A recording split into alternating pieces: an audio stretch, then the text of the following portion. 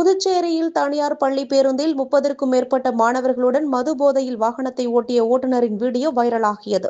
வில்லியனூர் போக்குவரத்து போலீசார் உடனடியாக அஜாக்கிரதையாக வாகனம் ஓட்டுதல் பிரிவில் வழக்கு பதிவு செய்துள்ளார். வண்டி ஓட்டுறீங்க, அப்படியே போட்ட வண்டி ஓட்டுதுன்னா உனக்கு இவ்வளவு பசங்க தானே இருக்குதுவா?